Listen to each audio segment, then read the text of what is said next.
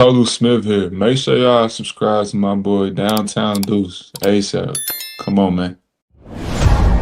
All the dirty work, all dog. I'ma dive on the floor, go try to block every shot, and I'ma be physical with you the whole game. You know Stu gonna be physical with you. When you think of the Pistons, you think just hard work and just gritty basketball. That's just the identity you gotta have when you put on that jersey. I'm not your average breed of canine. Not a good dog, I'm bad boy for life. I set the tone, don't care about no tick. Let it be known, I get my respect. Come in the lane and see I don't bluff. If you retaliate, that's on ya. Talking pundits, I hear your shade. Talking that shop, you must run this way. Tryna tell ya, get the dog palm, mess around, find out, Tryna tell ya, get the dog palm, mess around, find out,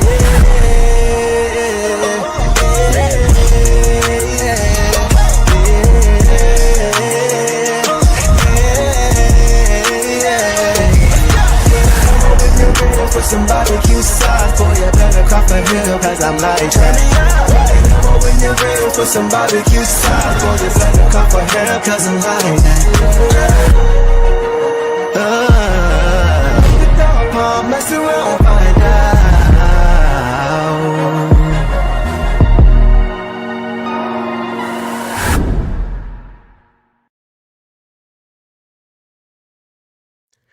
What up, though? Welcome back to another episode of the Downtown Deuce Show. So tonight, Boss, who is usually here with me post-game, is at the Denver Nuggets preseason game right now, the home matchup versus the Chicago Bulls. So I am sure that she's going to have some updates from that game, and she is going to be back with us for the Pistons preseason finale against the Washington Wizards. Speaking of her being at the game, she sent something to me that I think you guys would enjoy. Yeah, I guess this. It's like to get entered the league with their like kids. Yeah.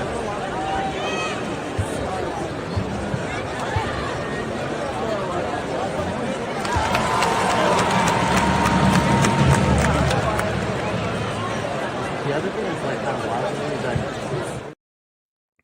THJ, man. THJ. It's good to see him land on his feet with a winning organization. You know, he was great for us last year, and it's good to see him, even though he moved on, be able to have an impact with a winning team. I have the Denver Nuggets winning the NBA championship this year, and so I think he is going to be a big part of that for them. So it's good to see THJ. Shout out to him, man. Hope you have a good season over there. If you guys ever have any questions, too, about the Denver Nuggets, Boss is the person to talk to because she lives out there.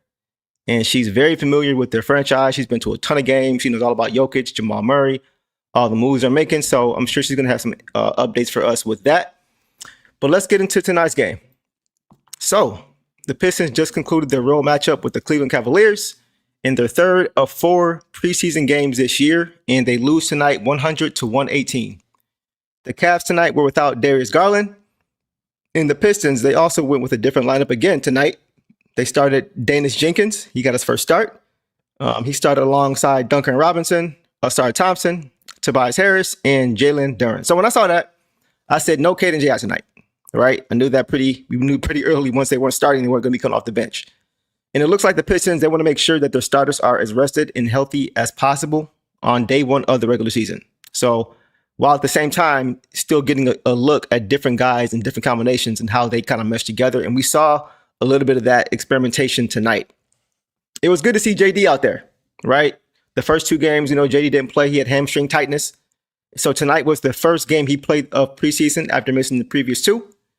And I mentioned last game, guys, that I didn't think it was serious. And tonight we saw that it wasn't. So that was good to see. He was moving around well, and he played well in the time that he was in the game. We'll get to that later.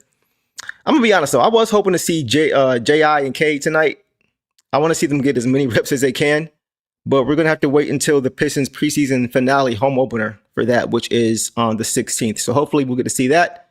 We also didn't see Karis LeVert, another guy I was hoping to see with these guys. I want to see these guys get as many reps as possible. That's what the preseason is for.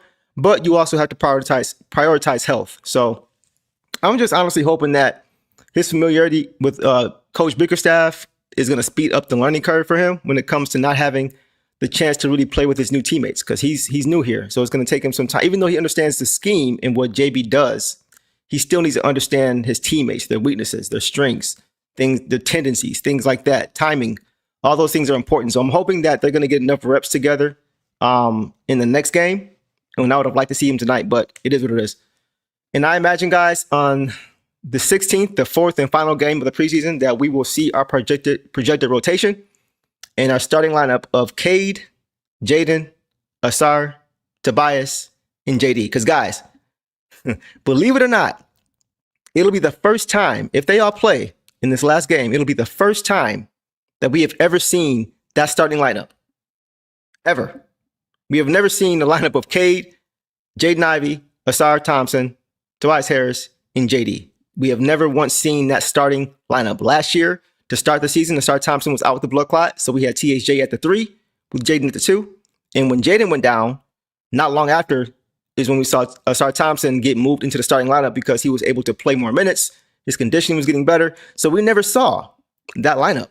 So hopefully we'll get a chance to see that. I was hoping to see that this preseason, but we didn't get to. But hopefully this last game we'll at least get to see our rotation and, more importantly, the starting 5. So let's go ahead, before we get to initial thoughts, let's go ahead and get into some comments. I see you guys all in the chat. Vulture, what's going on?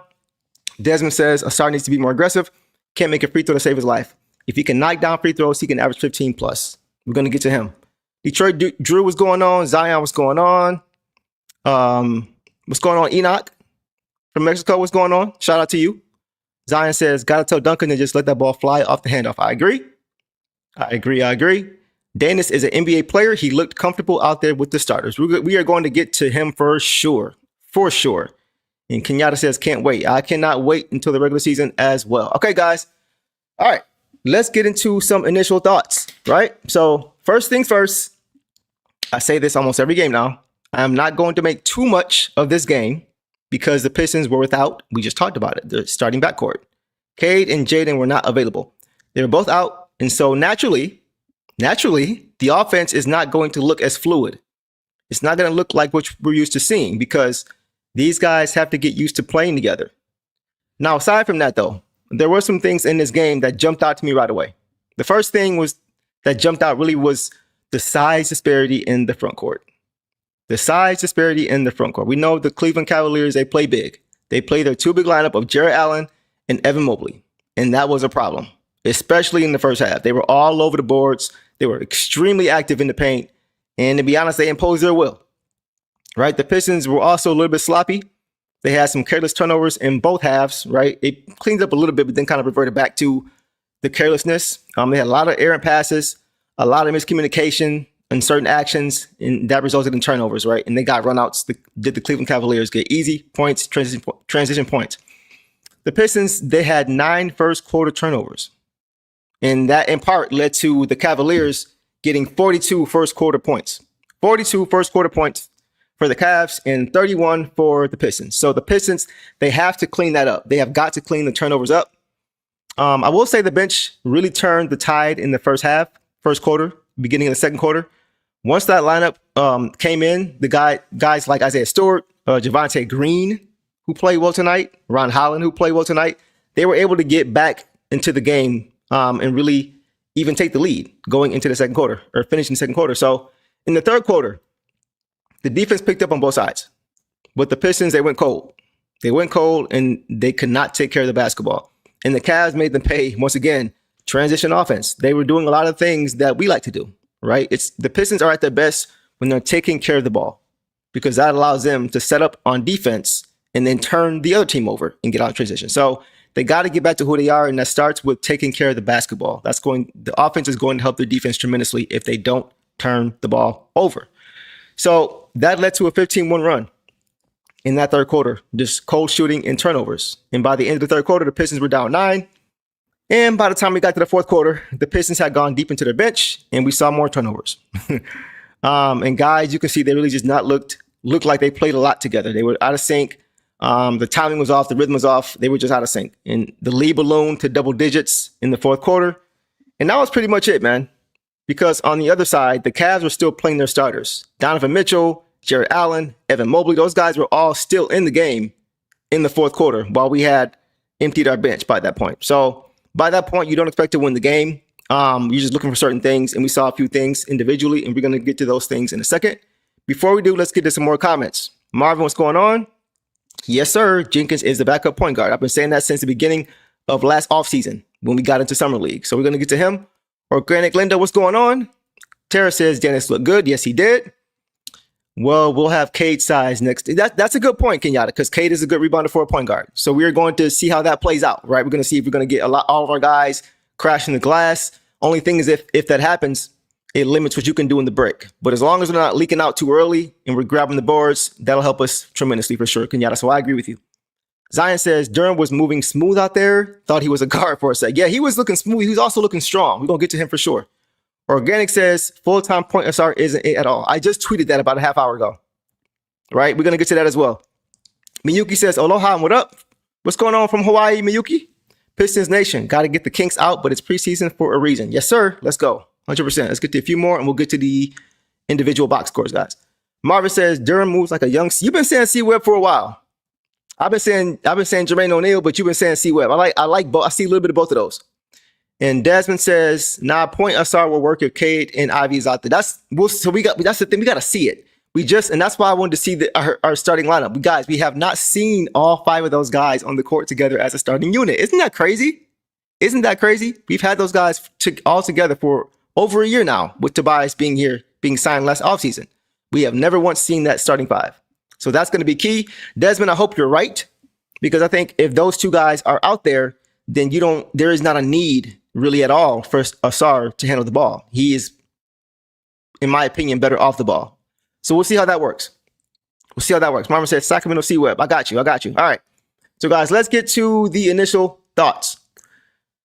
Oh, I'm sorry, the box score. We did the initial thoughts. So go to the box score. So let's start with Daniss Jenkins. We just talked about him a little bit. Let's start with Daniss Jenkins. So tonight he had 19 points. He had on 5 of 6 shooting, 3 of 4 from 3, 6 of 7 from the free throw line. He had 2 boards, 6 assists, 1 steal, 5 turnovers in 34 minutes. So it's funny because I was texting with his trainer, Jeremy Hart. Shout out Jeremy, before the game and during the game. And he was the one that let me know that this was his first NBA start. This was Daniss' first NBA start tonight.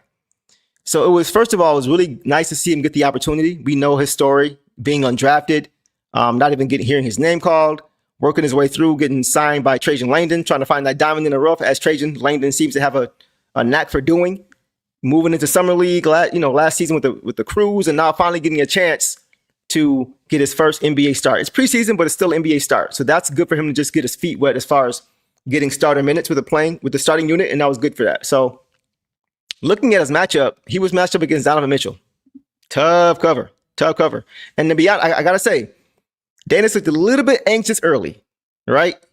He turned it over uncharacteristically. I think it was the first or second play of the game, but then he settled in. He knocked down his first 3 ball a few plays later, and he just really started to settle in offensively and being that floor general, that orchestrator that we were used to seeing. I told you guys, man, over a year ago, I said it before, when he was in Summer League before last season, that I was saying Daniss Jenkins is an NBA player. He is a good player. He does not really get rattled. He's usually always ready as soon as he comes into the game. And him starting tonight was an adjustment. So he had to mentally change that. We talked about how him and his coach, Jeremy, oftentimes when they work out, the first thing they do is get shots up cold, because he's going to be in the backup role, right? He's not going to be a starter off rip. So he has been used to getting shots up cold off the bench. So tonight was an adjustment for him as a starter, right? And he played well. Man, I saw some comments on Pistons Twitter saying how much they miss Cade Cunningham in this game. And I'm like, come on, bro. Cade Cunningham is very likely going to be in the MVP conversation this year. Of course you're going to miss him. Of course he's going to be missed. And of course it's not going to look like how you're used to seeing it, because Daniss and Cade are 2 different types of point guards. Any team will miss their MVP player. Ask around the league. Take Shea off the team and see what happens, right? Take Jokic off the team, see what happens. So you get my point.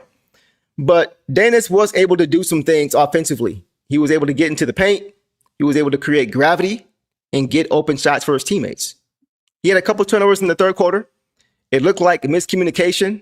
I know he had 5 tonight, but some of those weren't his. Some of those were, but some of those weren't his. You could see there was a miscommunication there, and it just wasn't his fault. right? So we saw that. And that was a few turnovers. So I would probably give him 2 or 3 of those 5. But he did have a couple. But overall, I mean, 2 turnovers and 6 assists. That's a 3-1. So I'm taking that all day long, right? But once again, he hasn't had a lot of reps with the starters. So I thought, it's not a good thing to have turnovers, but he didn't have a lot that were his fault. But it makes sense why there were miscommunications between him and teammates, right? Because they don't play together a lot with the starting unit. But considering the lack of reps that he has had with these guys, that's why I'm giving him a pass for those turnovers. And I'm giving them a pass as well, just for that reason. But I do think that he has shown more than enough, guys, to prove that he deserves an opportunity to be the backup point guard for this team. I mean, 19 points, 6 assists in your first game on very efficient shooting, 5 or 6 from the field, 3 or 4 from 3, 6 or 7 from the free throw line in your first start with a lineup that you're not used to really playing with. So I think he's definitely proven, right? He has proven that he deserves that spot. Whenever it's not Cade at the point or Jaden or Harris at the point, it needs to be Daniss Jenkins. 100%. He is one of the 2 natural point guards on this team, right? Cade is a natural point, obviously, and then Daniss Jenkins, right? We know Jaden can play the 1. We know that Harris can play the 1, but Daniss Jenkins is a 1.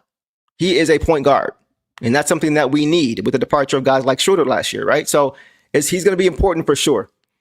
Let's get to some more comments before we move on. Let's see.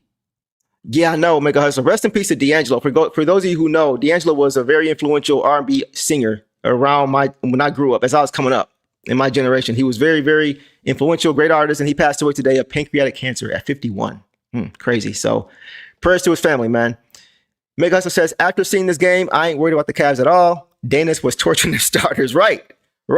Exactly. So you get it. You get it, man. He's proving that he's an NBA player. He can, and he was, like I mentioned, his matchup was Donovan Mitchell, guys. That's tough for anybody. That's tough for most starters. That's tough for any starter. So it just shows you that even though guys don't always go undrafted, or guys go undrafted at times, it doesn't signify who they are as a player. And a guy like Daniss Jenkins is more than worthy of being on this team and having a roster spot. And I think he's shown that and has continued to stay ready. So let's keep moving. Marvin says Daniss looks kind of like Ish Smith. I see that. I see a little bit of that. He's a little bit bigger, right? I think Ish was like 6'1". Daniss is 6'3", maybe even 6'4". So he's bigger, he's stronger, and Daniss can shoot the long ball, right? Ish Smith was the mid-range guy, right? It's for this team at least, right? He was really good in the mid-range. He was not a good shooter from 3. Daniss Jenkins is a good shooter from 3. 3 or 4 from 3 in his first start, yeah. So I do see some similarities there, but I think Daniss Jenkins is the better overall player if we're going to go there. But good comparison. I like that.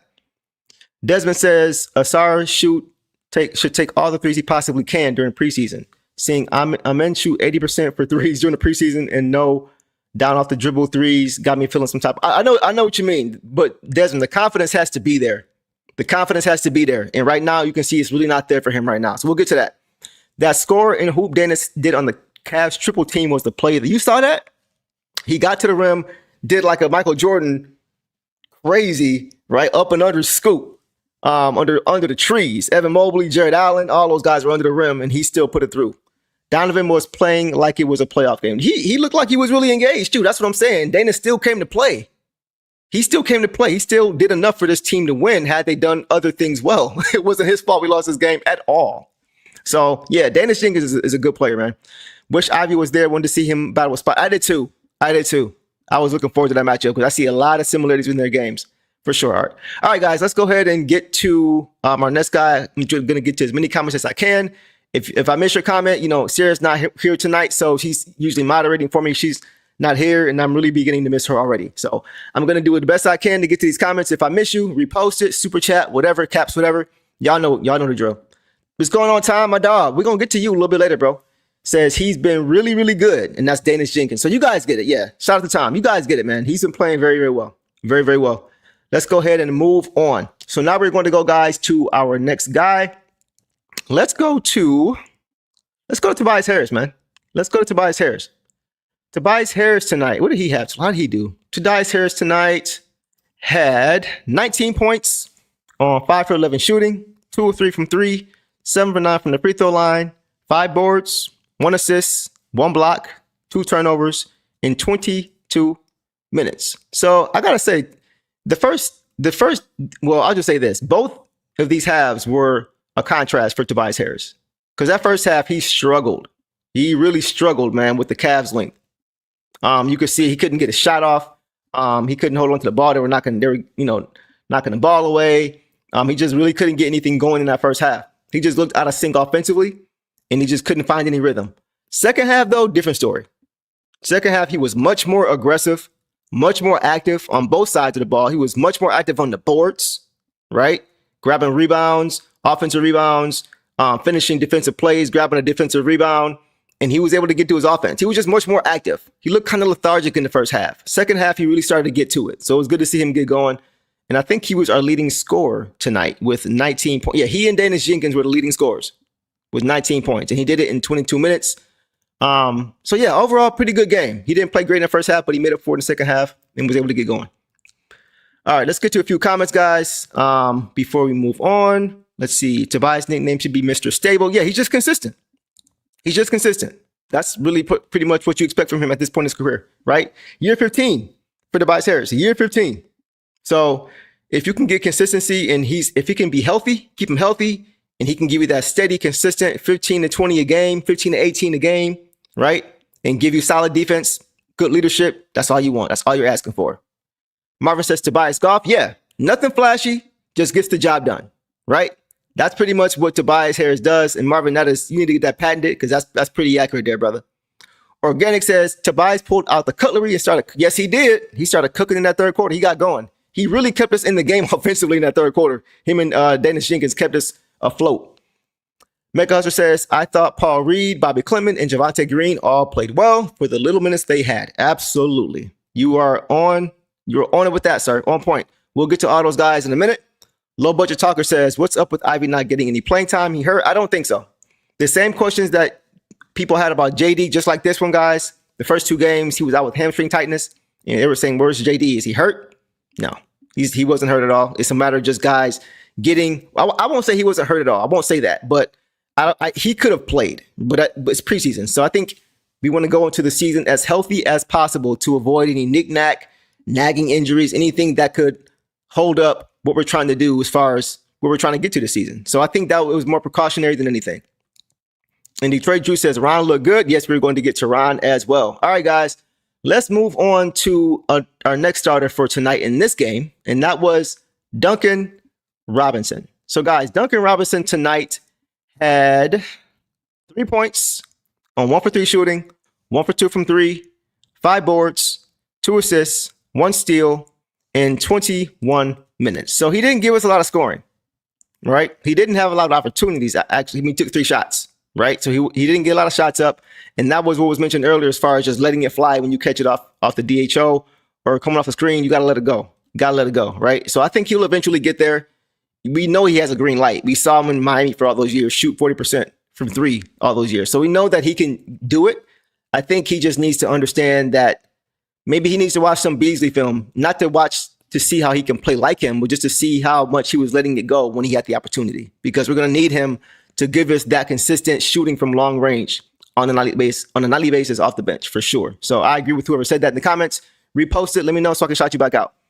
But he looked good as a playmaker, right? Coming off screens, he was able to get to the rim at times and find the open man in the corner, like guys like Ron Holland, who was knocking it down. Like I said, he didn't shoot the ball a lot, but he made plays and knocked down open shots when they were there. But he did defensively. He had 5 fouls midway through the third quarter. A lot of bad fouls. We know he's not a good defender. That's something we are going to have to live with. Hopefully we can continue to put guys around him that are defenders, guys like Stu, guys like Javonte Green, who played well tonight, guys like Ron Holland, to kind of mask him defensively. But we're going to need him to improve. Even his own teammate, Udonis Haslem, said that when he was on ESPN. He said, you got to play some D. We know you can score. We know you can shoot, but you got to play some D. So, Duncan, if you're watching, got to play some D. So, let's keep it moving. Tara says, missing Bs. Yeah. Listen, guys, I think Duncan Robinson is a good shooter, a really, really good shooter, one of the best in the league. But I don't know if he can, and not that we're even asking him to, but she's saying here we're missing Bs. I don't know if anybody off the bench, guys, can shoot it the way Bs can with the volume that he shoots at. Like, anybody can shoot 2 for 3 a couple games, but to go 6 for 10 to go 8 for 14, right? 10 for 17 sometimes from 3. Like those volume counts, those volume numbers, and to still be able to knock down that many, I don't know if Duncan can do that. And that's kind of what I'm worried about, right? We have other guys who are like Caris LeVert, who can knock it down as well. But Bees was just consistent, man. He knew his role. He played it to a T. So this is not to disparage anybody on the team, right? But I do agree that as of right now, it does look like we're missing some of that punch as far as just knocking down open shots when they're there and keeping us in games and giving us those flurries offensively that guys like Bees could bring. So we'll see what happens. Organic says, Duncan makes me miss Bees. That trigger just ain't this right. I just saw this comment right before I made that statement about this. So Organic, I 100% agree with you on that. Desmond said his Gladys contract is not fully guaranteed. So after the season, guys, his contract is not guaranteed. I think it's a 3-year deal, and it's only guaranteed through this season. So I think there's a team option as soon as the season is over. So we'll see what happens. Hopefully it works out for him and for us. We'll see what happens. Jared and Duncan look related. Duncan and Jared. Who is Jared? Jared and Duncan. Duncan Robinson and Jared. Oh, Jared Goff. I'm dead. That's hilarious, bro. They kind of do the hairstyle, the little oblong head. Yeah, I see it. I see it. That's funny. That's funny. Marvin says it's the Bees swag. Yeah. You're right. The shimmy is missed. As far as a confidence standpoint, giving these guys confidence on the floor, knowing they can go to him in big moments. I agree with you. A few more. We'll keep going. Do you think Ausar can play his way out of a starting role if subpar play continues through preseason? Anything is possible. He's still too good defensively for me to sit him down, but he has to improve. But once again, like I've said for the 1,000th time already, and you guys probably exhausting you guys with this, we haven't seen all these guys together yet. We haven't seen Jaden. How many memorable plays, guys? Okay, we always talk about, you think about Cade and JD, what comes to mind? Alley-oop, right? You think about JD and Ausar, what comes to mind? Right? Backdoor cut to the hoop, pass for Ausar. You think about what comes to mind, you think about Cade and Bees, right? Bees off the screen, Cade finding him for 3. Like, you think about signature plays when you think about duos. How many signature plays can you guys recall of Jaden Ivey and Ausar Thompson? Right. You know why? Because they have not played together. So I'm only giving Ausar a pass for that reason. I'm not saying he doesn't look like he's struggling, because he does.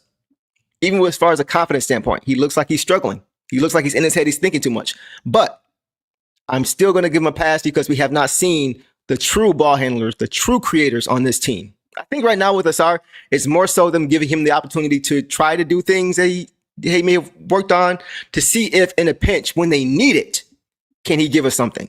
But I don't think it's going to be something they look to go to consistently game over game over game over game. That's going to be Jaden. That's going to be Ausar. I'm sorry, that's going to be Jaden. That's going to be Cade. And I think that's when Ausar is going to be, when he's at his best as far as playing off ball, right? So I don't want to see too many reps, hopefully this season, of Ausar bringing the ball up when Jaden's in the court, when Cade's in the court. It just don't make sense, right?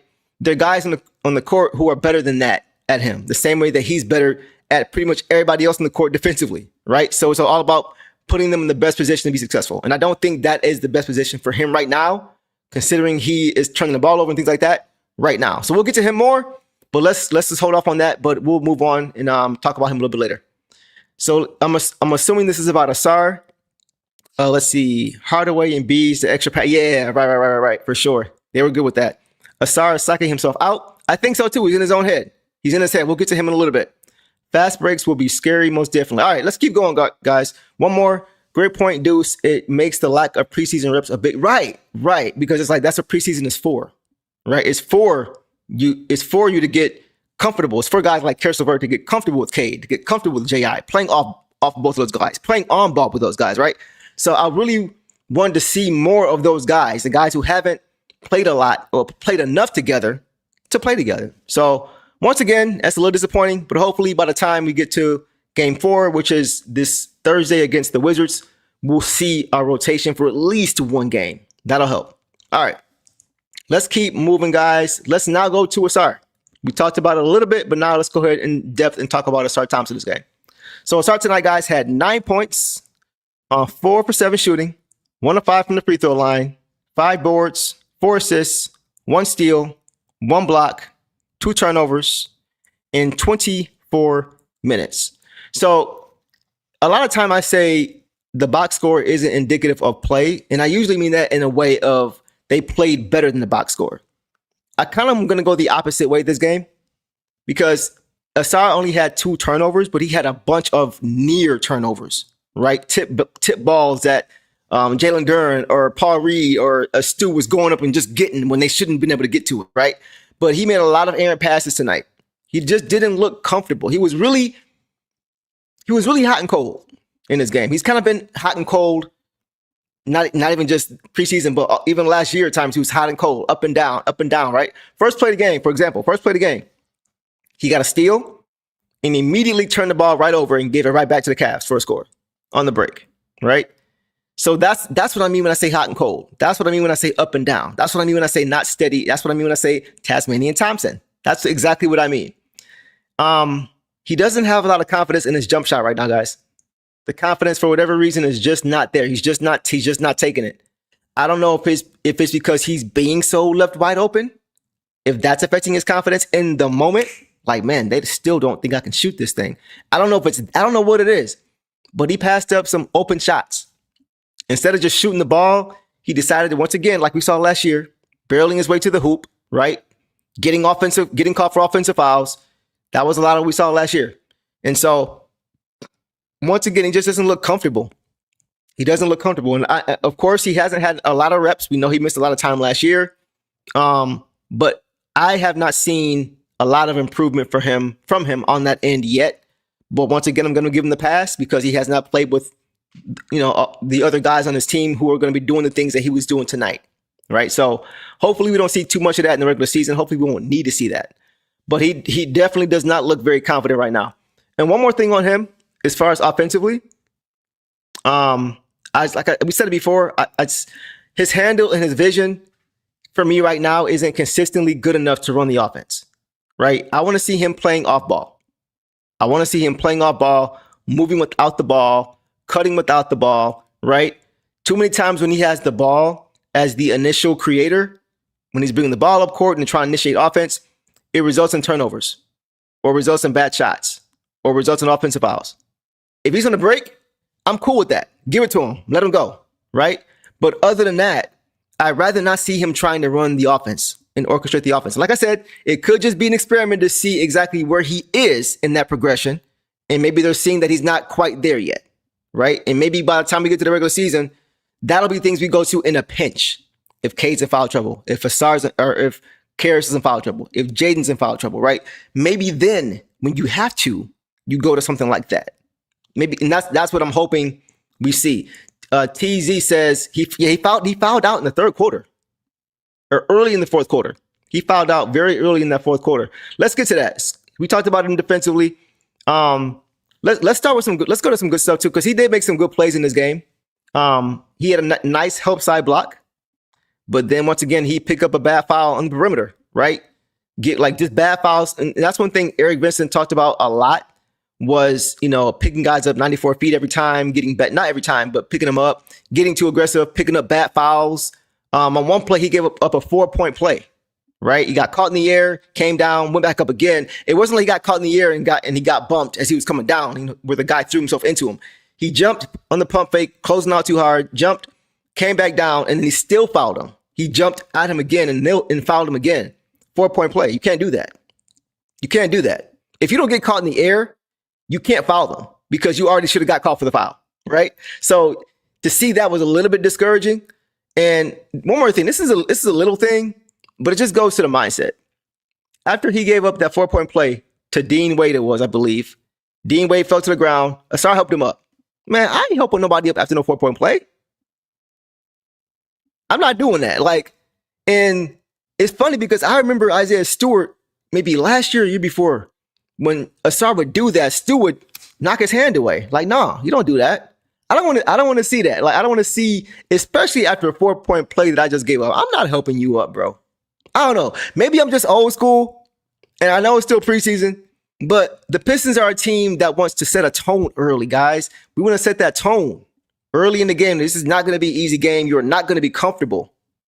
And I don't think things like that really encourage that. That's not dog pound to me, right? But like I mentioned, he did make some nice plays defensively. He did turn over Donovan Mitchell as soon as he crossed half court, got a strip, right? So he did make some good plays. But like we mentioned, by the time we got to the fourth quarter, I think it was 10 minutes left, he fouled out. Too many bad fouls, too many over-aggressive fouls, not playing smart, disciplined defense, right? Trying to get the home run too often, thinking he's so good of a defender, I can take it every time, right? And you just can't. You just can't. That's how you get called for fouls. So it's just the consistency, guys. I still am very high on Ausar Thompson, but we just got to see the consistency. We got to see that from him.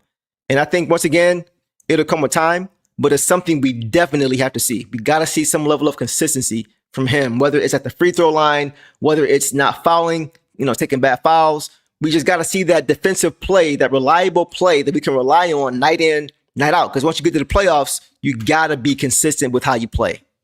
You got to be.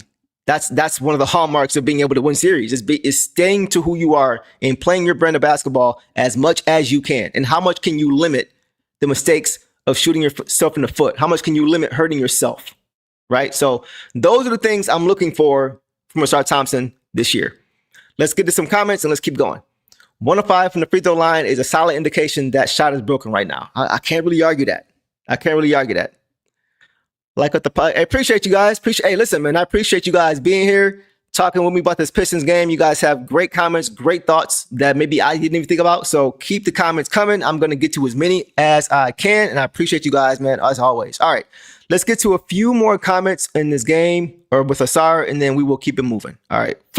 Philip says, let Thompson be. He's doing new things that he never did before. The things that he's supposed to do, he does. However, adding new things is only a benefit. Preseason is perfect time to and that's kind of what I'm hoping, Philip. I'm hoping this is just to get him reps so that way when we need it in the pinch, he can look back to these games and be able to kind of fall back. And not just these games, but even in the regular season, if it's a blowout, if we're up, let him go, right? Get him as many reps as possible in situations to where it's not really affecting the outcome, to where he can still get comfortable. I think as many reps, regardless of when it is, what point in the game it is, I think that'll help him. For sure. Let's go to a few more comments, guys. I'm trying to get as many as I can. We'll move on. Vulture says, agree he needs more time. Organic Ausar still needs to work on what he's good at, let alone losing confidence, being full-time point. Yes, right, exactly. Just focus on the things you're good at for now. 100%. Because the things he's good at, he's really good at, right? We had 3 or 4 fouls on 3-point shots in the first 8 minutes of the game. I didn't even realize that. That was a good point. Good point. Wow, yeah, that's no good. Got to be more disciplined, man, for sure.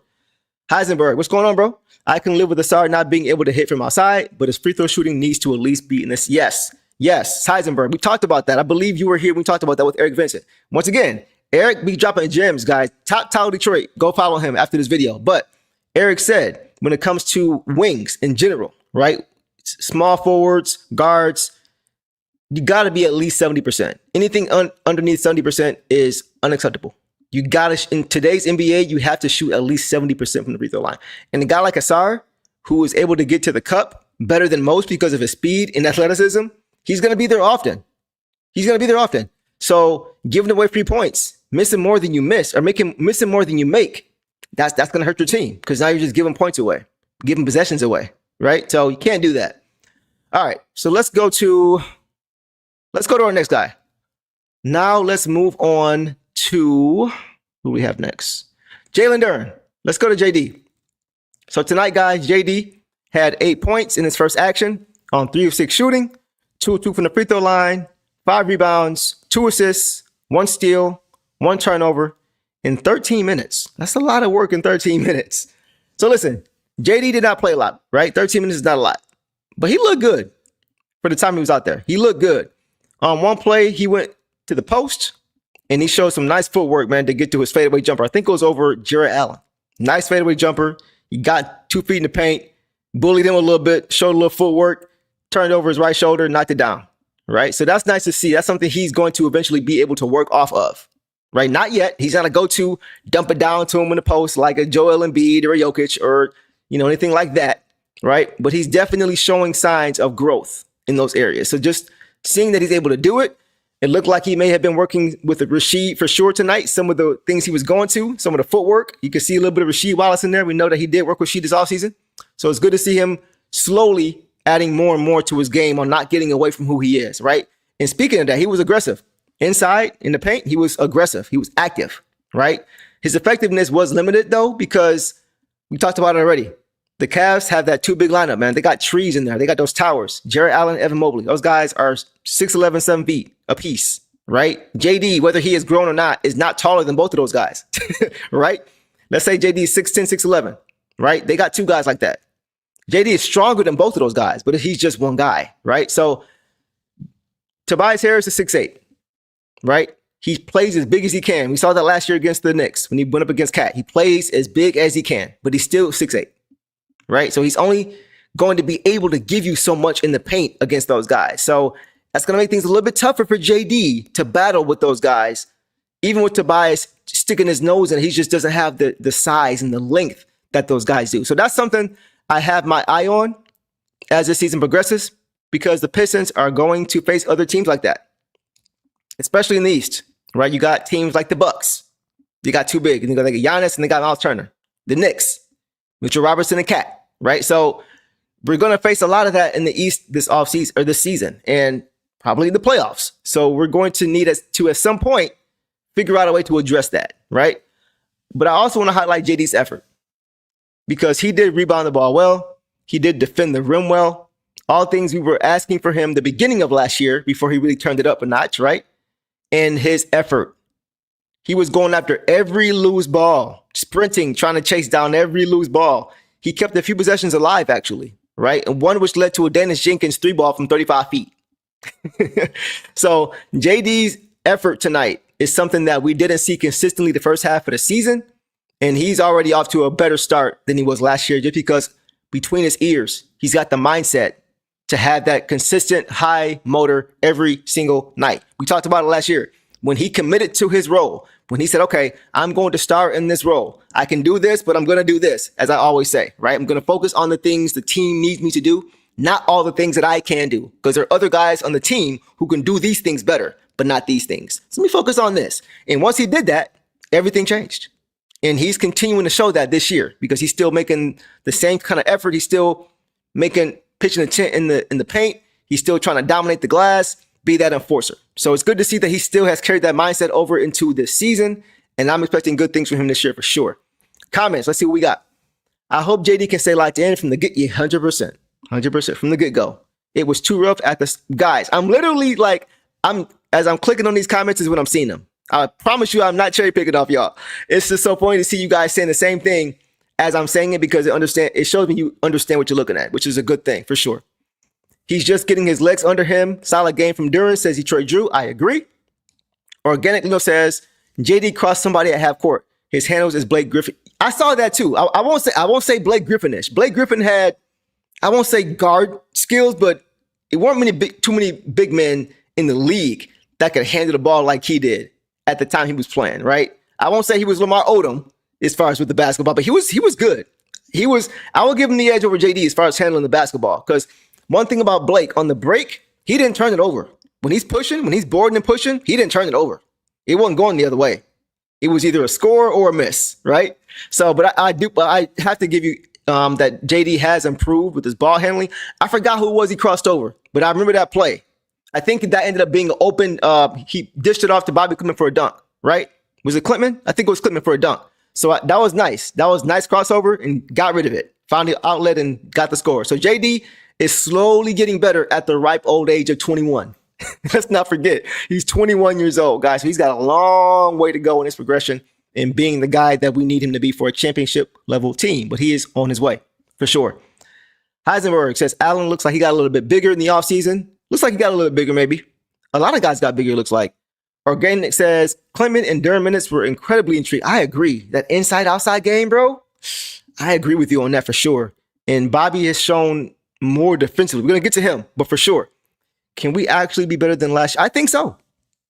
It's going to come down to the internal growth, how much of these guys can progress internally, the young guys with Cade and Jaden and Ausar and JD and Ron and Stu, right? How can those core six, I call them the Sinister Six, right? How can the Sinister Six progress with each other individually and collectively? That, and then how are the guys that we just got, the supplemental guys, the Karis LeVerts, the Duncan Robinsons of the world, right? How are those guys going to supplement and replace what went out the door in Dennis Schroeder, in Tim Hardaway Jr., right? And Malik Beasley. That's going to be the key. Those two things are what's going to determine if we can actually be better than we were last year. So I think I'm banking on the internal growth. I know guys like Ausar are struggling, but once again, we haven't seen with the other guys. I'm banking on the internal growth offsetting whatever is lacking from the replacements on the bench. So let's say we get 80% of the bench production that we got compared to last year. I think that's enough because I think the internal growth, the growth of Cade ascending, Jaden ascending, Ausar eventually raising his level of play consistently, JD ascending. I think that is going to be able to offset the 20% that we're not getting from the guys who came in to replace the guys that went out the door. I hope that makes sense. But I'm banking on that, and I think that's the only way, though, Philip, that we can have a better year this year than we did last year. So we'll see. We'll see. Organic said Blake had straight up. He would be patting that ball, bro. He'd be patting that thing. But he took care of it. He took care of it, man. Playing point forward a lot of time for this team. MVP level, all NBA level season when he was here. All right, a few more comments and we'll get going. I agree. Yes, sir. Yes, sir. Vultures has agreed. Y'all know what's up, man. Beasley know we're home. Yeah, hopefully he comes back home. I hope so. Hope so. Regular season can't get here fast enough. You ain't lying, bro. Beasley is missed. I'm hoping it's not too much. And if it is, I hope he comes back. We'll leave it at that. But I hope so. He's been hinting at saying he's going to be back soon to play NBA basketball. He's been saying that. He's even been told to kind of pull back on telling everybody about that by his lawyer because they're like, let's just let it play out. Let it play out. Right. So he was encouraged to let it play out and he's going to do that. But he seems to have that I told you so moxie about him as far as I told y'all I'll be back because he said he's going to be back soon for this season. So we'll see. Those are his words. Go look up his IG story. You can find it on YouTube somewhere. That's what he said. Go check it out. Hopefully we get him back. We'll see. All right. Let's move on, guys. Let's go now to our reserves. We'll try to pick it up a little bit. Otherwise, we'll be here all night. Right? All right. Let's start with Lil Ron, Dog Pound Jr., Holland. Right? So tonight, Ron, guys, had 11 points on 3 of 10 shooting, 1 of 3 from 3, 4 of 5 from the free throw line, 4 boards, 2 assists, 1 steal, 1 block, 4 turnovers in 21 minutes. So Ron did not shoot it well tonight. 3 of 10, he didn't shoot it well. Had a few shots that he could have made, just didn't fall for him, which is okay. Happens sometimes. Knocked down to 3. He shot 30% tonight. I'm okay with that. Yeah, his shot looks much improved. He just looks so much more comfortable shooting the ball now, man. He's a dog. Ron Holland's a dog. Who saw that putback dunk? I know y'all saw that. I love how he plays, man. He plays angry. Ron Holland plays angry. I love how he plays. He's getting up into guys. As soon as they catch the ball, he is in their face. They can feel him breathing. Like he is right on top of them. I love it. I love the way he plays. I love the way he attacks the game. The way he attacks the game on both sides of the ball, I absolutely love it. He wasn't perfect tonight. He didn't even shoot it great tonight. But the impact was there, right? He came into this game and immediately made an impact. Corner 3, right? Then he got to the hoop for a nice floater and one floater and one. It was nice. It was nice, man. He just looked so confident now. Jump shot looks so much smoother. Confidence at an all-time high now, right? It looks like game over game, he's getting more and more confidence. I love it. And he showed his ability again to get downhill and draw contact. And when he got to the line, he knocked down his free throws, right? 4 or 5 tonight. That shows you that he is gaining more confidence in his shot, right? Across the board. So 100%, man, I love what I'm seeing from Ron Holland. He's growing and growing and growing, and he's still so young. Still so young, man. And this all-ball activity, guys, his activity made a huge difference, right? Look no further than his putback slam we talked about, right? Just staying active, just staying ready, staying active, crashing the glass, playing big, just playing good basketball, man. So the improvement in this game, guys, is evident already. I think he is going to have a very good second-year campaign for sure.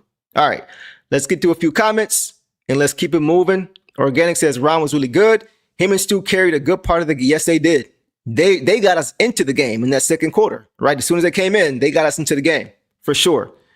Drew Thomas says, loved Ron ever since I saw him play in the first preseason game against the Bucks last year. Always brings... Yeah, it didn't take long for everybody to see that Ron Holland is a good basketball player.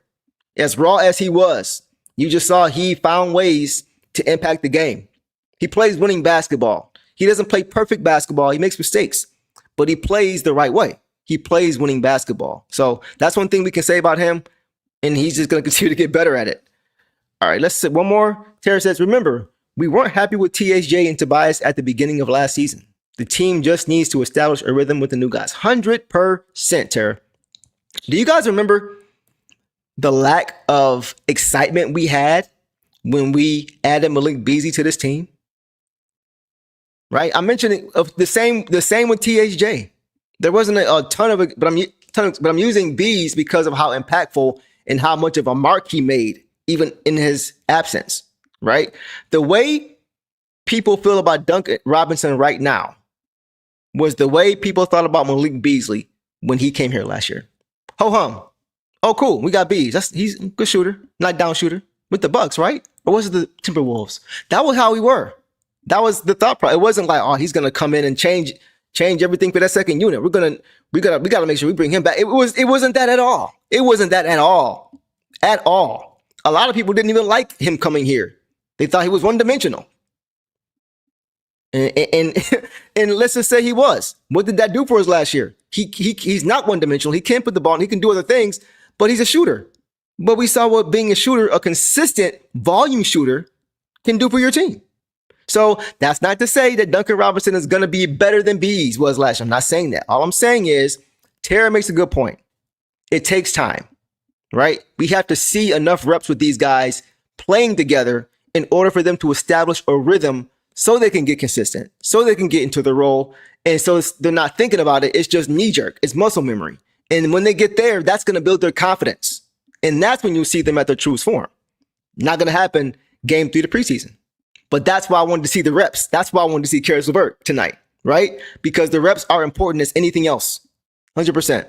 Detroit Drew says, I'll take anything after dealing with the ghost of Joe Harris and Alec Burks. Oh my God. Oh my God. Man, you took me back with that, bro. That was tough to watch. That was tough to watch, Detroit Drew. Man. But I'm glad that once again, we got guys on this team that can actually have an impact on this team. Tara, we wanted Tobias gone. Right? Tobias can't hit a corner 3. I was guilty. I wasn't saying I didn't want him gone, but I was saying, Tobias, can you hit a corner 3, baby? Please give me one. Just give me one. He couldn't knock it down for the longest, right? Until the second half of the season. He wasn't scoring a lot. He had a lot of games early where he was like 8 points, 8 rebounds. You know what I mean? 10 points, 4 rebounds, 6 points. Like he had that early. He didn't know what he was still learning what he needed to be for this team, right? He was understanding what's on my plate. Okay, I don't want to step on toe. Okay, am I doing this? Okay. And eventually, he got into a rhythm. He found out, he understood his teammates, he understood the offense and what it needed, and he was able to start giving more. And once he got comfortable, he did it at a consistent level. It's the same thing all over again. Reps, reps, reps. Time. So, Tara, you make a great point about all 3 of those guys. And now all 3 of those guys we saw last year were very impactful for this team. All right, couple more guys and we'll keep it moving. I think it'll take about 10 to 12 games before Duncan and Caris find their stride with this team. Right there, Heisenberg. You hit it on the head, bro. You hit it on the head. All right. Let's go ahead, guys, and keep it moving. I could go all night with you guys. Let's keep going. All right. So now, guys, let's move on to Isaiah Dog Pound Stew. All right. So Isaiah Stewart finished, guys, with 6 points, 2 of 5 shooting, all 1 from 3, 2 for 3 from the free throw line, 2 steals, 2 blocks, 2 turnovers in a measly 11 minutes. So Stu also didn't play a lot of minutes tonight. But once again, he was impactful, as always. First of all, why does everybody still keep trying to dunk on Stu? Have they not learned anything from last year? Tonight, once again, another poster block for Stu. This time on Jarrett Allen. He was the victim. It's funny because 2 plays later, Evan Mobley had an opportunity to challenge Stu. He caught the ball, top of the key, wasn't nobody there but Stu. And Stu was actually out of position the moment that Mobley caught the ball. Mobley thought about it, but he saw what had just happened to Jarrett Allen a couple plays earlier, and he said, nah, I'm good, bro. He dished it off to the corner. It was funny to see it because you saw him in that split second think about it and then say, nah, I ain't doing that. So it's just funny, man. Stu it's like over and over again. They keep challenging him. And eventually he's going to get to a point where more and more people are acting like Evan Mobley and less like Jarrett Allen. So we'll leave it at that. But he came into the game, man, and immediately got a nice block on a taller, longer Evan Mobley fadeaway. He tried to fade on him, right? Evan Mobley's probably a couple inches taller, probably got a little bit longer of a wingspan, probably jumps just as high. Stu got up and put it right back to his face. Stu was incredible defensively, man. His physicality tonight changed the tone of the game. Surprise there, right? He came in and was very disruptive, blocking shots, holding them to one possession, finishing the possession, right? Breaking up lobs at the rim like he always does, just doing a little bit of everything defensively that we have known Isaiah Stewart to do, right? So it's going to be a continued growth with him offensively now, because now we see him not just picking up where he left off defensively, but now we see a little bit more footwork with Stu. Now we see him, sitting down in the chair under the rim, calling for the ball so he can make a nice little move and go over his left shoulder for a hook. Knock him down that 3-ball.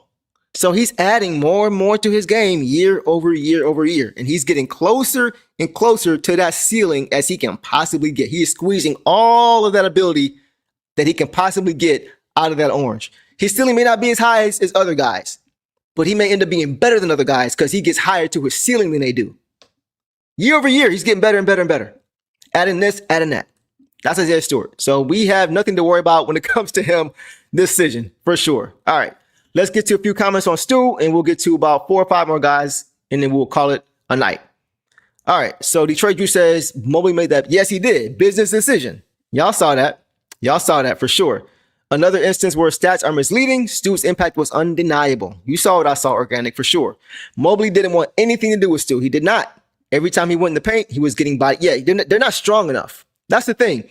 And I was asking myself, I actually tweeted this earlier. When I watch Tobias and JD go up against Jarrett Allen and Evan Mobley, I'm kind of like, man, let's just start Stu this game. Let's match fire. Let's fight fire with fire. I feel like JD and Stu on both ends of the court would be able to neutralize a lot of what Evan Mobley and Jarrett Allen do. Because neither one of those guys are offensive juggernauts. They're both solid. Defensively, they're both top tier. Let's just be real. Defensively, right? But they're not going to dominate the boards because they're not going to out-physical JD. They're not going to out-physical Stu. Neither one of those Twin Towers in Cleveland are as strong as either of JD or Stu. Neither one of them. So they're not going to out-physical them. So in games like that, I'm like, man, can we just start Stu? And you know what I mean? And go to Parby off the bench? Because it was hard to watch just JD kind of battling by himself with those two guys because Tobias just isn't big enough at 6'8", you know? So that was my only thing with that. But aside from that, man, Isaiah Stewart is doing Isaiah Stewart things per usual. All right, let's go to Javonte Green, guys. Javonte Green tonight had 6 points on 3 of 7 shooting, 4 boards, 1 assist, 1 steal, 1 block, 1 turnover in 19 minutes. Another impact player. I said earlier this year, guys, when we first got him, I said, don't sleep on Javonte Green.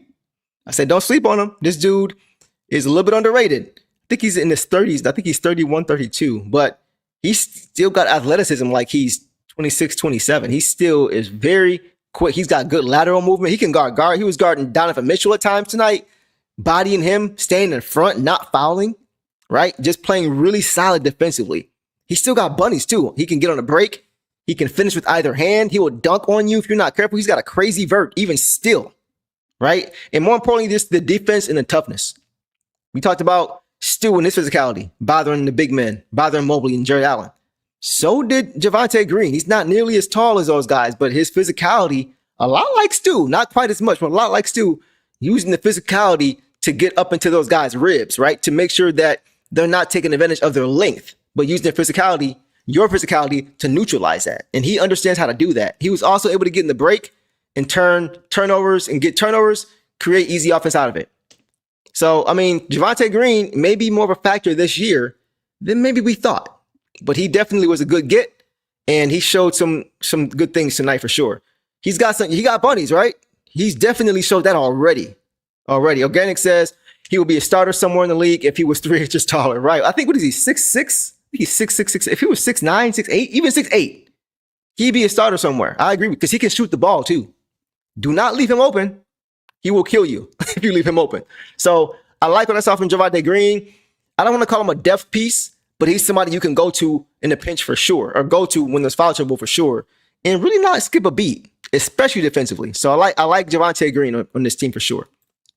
All right, guys, let's go to B-Ball Paul tonight.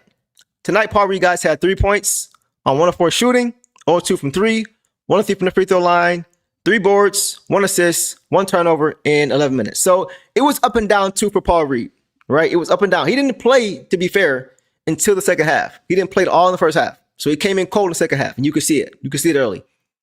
To start, he was a little bit aggressive, right? He was gambling on steals, trying to get steals, gambling on steals, on inbound plays. On one, he got a bad foul right at half court. He fouled Jared Allen trying to go for a steal. This is a little bit overzealous. And then he had a bad outlet pass after he got the board, had a bad outlet pass to Tobias for a turnover, right? Errant pass, right? So you can see he was a little bit just overzealous, a little bit anxious, right? But when he settled in, he really got to who he was. Cleaning the glass, right? Forcing the Cavs, big men into tough shots, which he did. He's very athletic for his size, right? He's deceptively quick. So I think he affected those guys, even Jared Allen and Mobley. Both of those guys were affected by him being out there because he's athletic. He's tall enough to be a problem because he's also athletic and he's strong. He's gotten stronger over the summer. You can see he's bulkier. He's bigger now.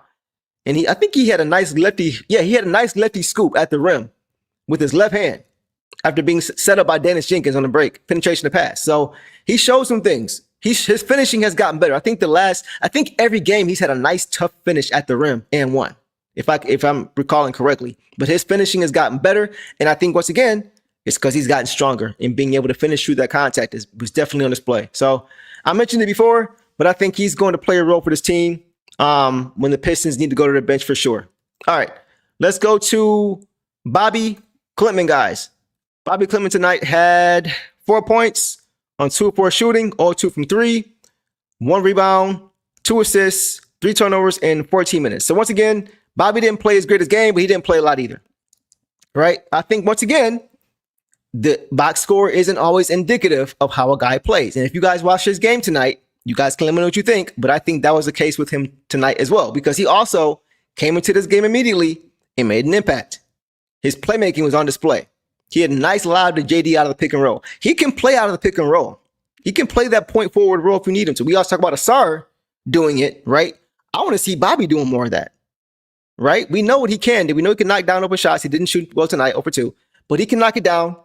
We know that he's a good creator, secondary creator, right? When he catches the ball wide open and teams close out and he's pump faking, getting to the hoop. When he gets into the paint, he's a good decision maker once he gets there, right? So I want to see him doing a little bit more of that. He got out on the brink for a nice run out dunk. That was the one that Organic was talking about when JD grabbed the rebound and crossed over. I think it was Jared Allen. Up ahead in the break was Bobi Klintman for a nice dunk. So that happened. But for me, guys, with Bobi tonight, what stood out the most was defense. Defense. His effort defensively is something I've wanted to see him improve on. And it's just really a mentality thing. And I think tonight he's the last few games he's made strides and just playing tougher. Just playing tougher. He's got more of a finesse game offensively, but he's got a nice frame, man. 6'10", pretty good wingspan. And now he's starting to see that defensively he can be impactful for this team. He was not afraid also to give his body up. He was taking charges in the paint, right? Things you don't usually see from him. So it looks like he is even more so buying in to what he's going to need to do on the defensive end in order for this team to be successful, right? And tonight we saw more of that. So he's showing more and more what he can do when given the opportunity. Didn't play a ton, right? Other guys played more minutes tonight, but I definitely saw some strides from him defensively, and that's what I was looking to see for sure. So I was happy with what I saw. It wasn't perfect, once again, but in 14 minutes, you're not going to do too much. But what I saw from him was good enough in this game. All right. Zion says Bobi needs to trust his shot a little bit more. He can shoot over most players. Yeah, he can. He can. That's going to come with time, bro. That's going to come with time. I'm not worried about that at all, to be honest. I've seen enough from him over the last 2 years to have confidence that when he's playing with the backup unit and is there and he has enough opportunity, he's going to knock those down and he's going to make nice secondary plays out of it when that's not there. So I'm not concerned with him at all. Organic says, I wish Bobi played a little bit more, especially against Mobley. Me too. Heisenberg, I thought Bobi looked very active and aggressive while he was out there. Yes, he did. He was just trying to make the right play, whatever that is. It's not always scoring. If the shot's there, take it. If the pass is there, you make it, right? He's just trying to, the ball doesn't stick with him. You don't see him getting caught in the air. Think about this. How many times do we see, I won't say who, but guys last year off our bench trying to go to the hoop, getting caught in the air, trying to make a pass, and turning it over, right? Because since he wasn't able to get by his guy, nobody else needed to come to help. So therefore, nobody's open on the pass. That would happen so often last year. We saw that. But with him, with Bobi, we don't see that. He's not making errant passes when he's catching the ball off the catch and then closeouts are coming and he's getting caught in the air. You're not seeing that with him. He's making the right decision when he gets the basketball. That's the key. He's not hurting your team when he's out there. That's the key. And that's what you want to see. So with more time, more reps, he's only going to get better. That's all I'm saying. All right. Let's keep going, guys. Bobi getting preseason point guard reps will be low-key fine. You get it. You get it. You get it. And Terry, you get it too. He just needs the reps. That's literally it. All right, guys. Let's go to, one more thing before I move on from him. That's actually what Coach Bickerstaff said the other day. He said Bobi Klintman can do a lot of different things. He said he can do a lot of things to help his teammates. He said the skill set is there. He said it's all about reps and it's all about getting the opportunity. He said, and it's on me and the coaching staff. It's our job to get him that opportunity. So that's why, like I said, a couple of years ago, same thing with Daniss Jenkins, that I thought this guy was going to have a role in this basketball team. And it looks like these guys are going to be spending more time with the Pistons than the Crews this year. So we'll see how it plays out. All right, guys, let's move on to Tolu Smith. So my guy Tolu Smith tonight, guys, had 6 points, 3 or 4 shooting, 0-2 from the free throw line. Come on, Tolu, I need those. 4 rebounds, 1 steal in 13 minutes and 1 foul as well. So, guys, we got a Tolu Smith sighting in the third quarter, late in the third quarter. We saw B-Ball Paul early in the third. We saw Tolu late in the third. I think it was a minute left that he came into the game. Let me start with this. Tolu Smith, guys, is 6'11", 6'11", and he's got a 7'3" wingspan. He is the biggest guy on this team. And against a team like the Cavs, you need that. And tonight, his height, his size, and his length, it bothered Jared Allen. And it bothered Evan Mobley. Both of them. He played big tonight. They weren't able to dominate the glass when he was in the game. Tolu Smith may be a full-time Piston now this season, guys. The same way with Daniss Jenkins, the same way with Bobi Klintman. The 3 guys I talked about, too, and I'll keep saying it, but I talked about those 3 guys specifically, guys, a year and a half ago. So it's just nice to see those guys kind of taking advantage of their opportunities and showing what they can do. But back to Tolu. He played big tonight, man. And he's a guy that may not play every night, right? But in matchups like this, that feature those 2 big lineups, when things like foul trouble can play a factor, he's going to be needed. He is going to be needed. Just his sheer size and strength alone is going to be needed, right? So I thought he played very, very well. Let's get to a couple comments. Sean says, prove me wrong, Tolu.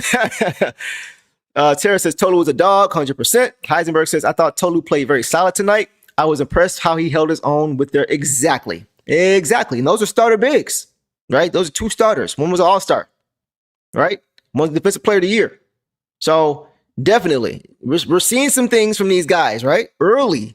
They still are just kind of getting their feet wet in the NBA. So you see the potential is there.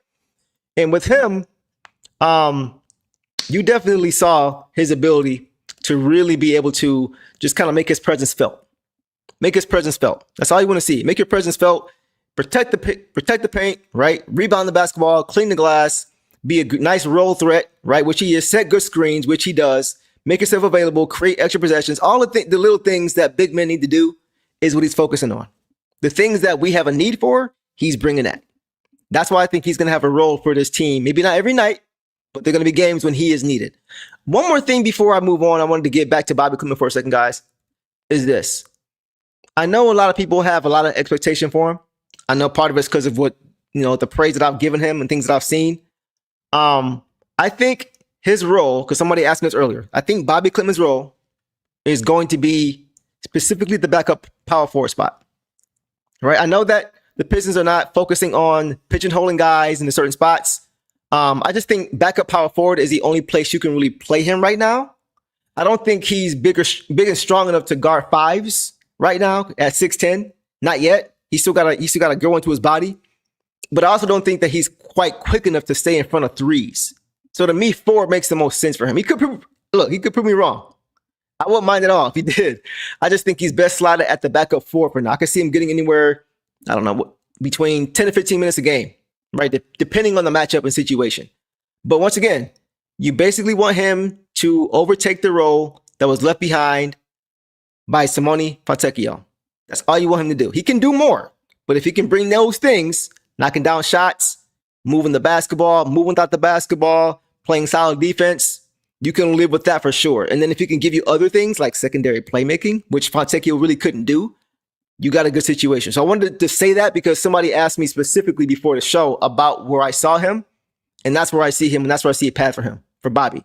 But once again, Tolu Smith played solid tonight, man. Good game from Tolu. He played the way we need him to play for this team. Being the biggest guy on this team, the tallest guy on this team, he played the way we need him to play. And he's showing signs that he can be more impactful than many think. So that's all I got for this game tonight, guys. Any more comments in here we got? Let's see. We need Tolu. We can't have a roster with only one man over 6'9". Right. JD will be the only guy at 6'10", 6'11". So we need to have more size for sure. 100%. If Lamar was in his right mind, I'd love for him to give Bobi some game. I'm not sure who Lamar. Okay, talk to me there, bro. Okay, Lamar Odom. Okay. Yeah, for sure. I can see a little bit of that. Like, it's funny because Bobi Klintman, I'm not saying he is that guy, but he's kind of the prototype for what most Pistons fans have wanted as far as bringing in that stretch 4, right? Guys like Lauri Markkanen, right? A guy like Naz Reid, who I mentioned last year. Guys like Santi Aldama. Bobi Klintman kind of fits that role. I'm not saying he's that level of player yet, but he's the prototype, right? Stretch 4, can knock down shots. Big at the 4 position, 6'10", can play make, right? Can do many things for you, little things for you. I call him the Phoenix Suns Boris Diaw, right? A guy who is not super athletic, but the guy who has a very high IQ, guy who can knock down shots, guy who can make plays for others, guy who can keep the offense moving, right? That's what I see for Bobi Klintman, 100%. Oh, you know what? My bad, Organic. Let's get to Chaz. I don't have any notes for him, but I'll go off the eye test. So tonight, Chaz Lanier, guys, had 2 points on 1 of 4 shooting, all 3 from 3, 1 assist, 1 steal in 18 minutes. So that's probably why I didn't have any notes on him. He didn't play well tonight. It's okay. He's a rookie. It's his first preseason, first NBA games, right? I'm not really too concerned about that. He had an off night. He didn't shoot the ball well. He kind of got lost in a few back doors defensively. He kind of lost track of where his guy was. He wasn't, the effort was there. You could just tell he's a little bit lost and he just couldn't catch a rhythm offensively. His shot just didn't fall. So, I'm not worried at all about Chaz Lanier. I think he's a rookie, right? And he's playing like one. And it's not to say that he's playing bad. He just needs reps. Just needs time. Everybody's not going to have a superstar game every game, right? So he had a bad game. Didn't shoot the ball well. And it kind of affected him defensively. Okay, big deal. All right, guys. Detroit Drew says, at least Bobi can put the ball on the floor and not fumble it. Like, yes, I was just saying that, Detroit Drew. Fontecchio will catch it, and he didn't have a quick first step either. That's the thing. Like Bobi doesn't have a quick first step either. But the decision-making and being able to see the floor is the difference. Because Bobi, when he puts the ball on the floor, right, he doesn't jump up in the air and get caught in the air. And everybody is defended because he wasn't able to get past his guy. Therefore, there's no breakdown defensively. There's no double team defensively. Nobody's coming to him. And he would get caught in the air, throw it away. Even though Bobi also doesn't have a quick first step, he knows what to do with it when he gets into the paint. He has those point guard skills. He has the vision. He can see it before it happens, right? And that's the difference. That's why I'm looking forward to him taking those minutes because I think he'll do a better job at what Fontecchio was supposed to do than Fontecchio did, right? So we'll see. Organic says, Diaw's a good call. Yeah, you feel me. He was throwing up some knuckle balls at the rim. Who was that? Oh, Chaz. Yeah. Chaz will be all right. He's a rookie. Yeah. No, nothing to worry about there. All right, guys. That is pretty much all I have for tonight. Anything I missed, you guys make sure you throw it in the comments and let's talk about that.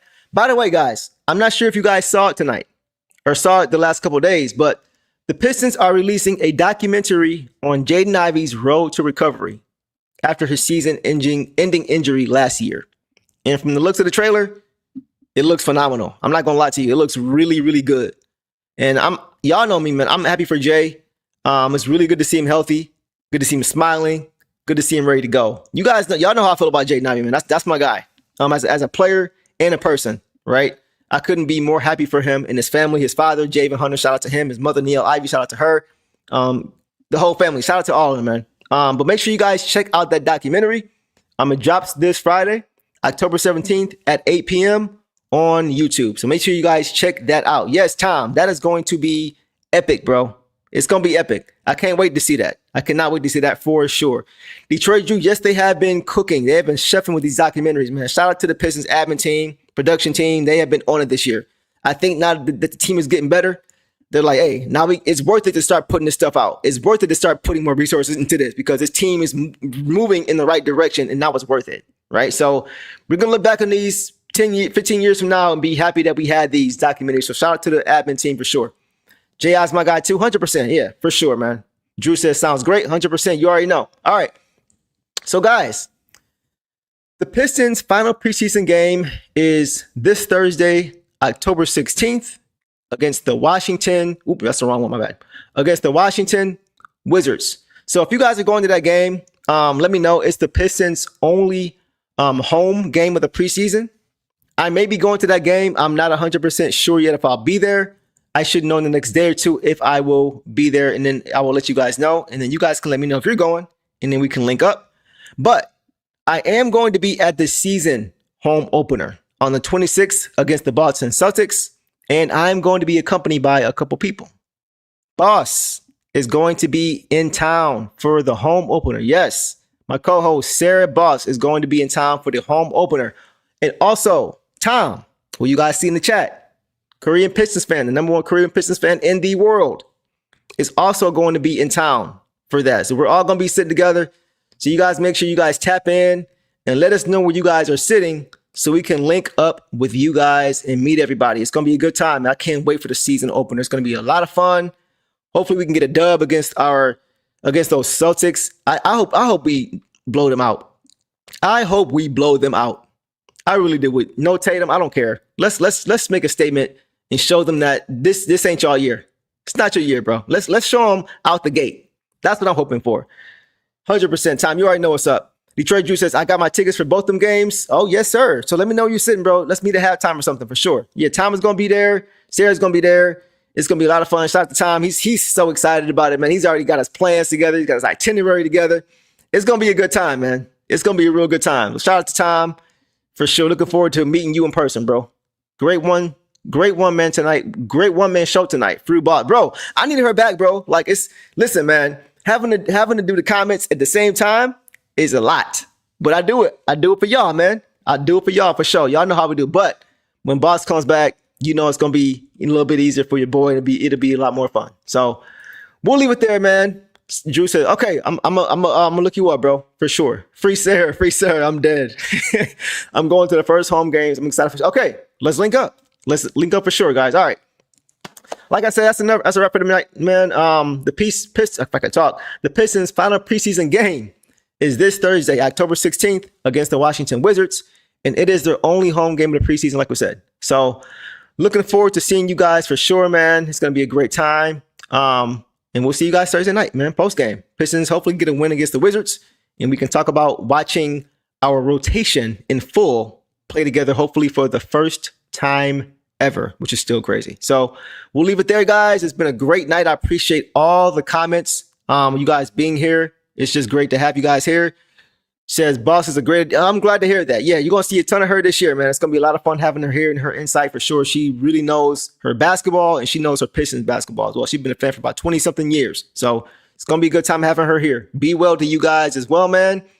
Yeah, man. So I'll see you guys Thursday night, man. Without further ado, I appreciate you guys hanging with your boy. And as always, Detroit versus everybody. Peace. And when you knock me down, I'm getting back up.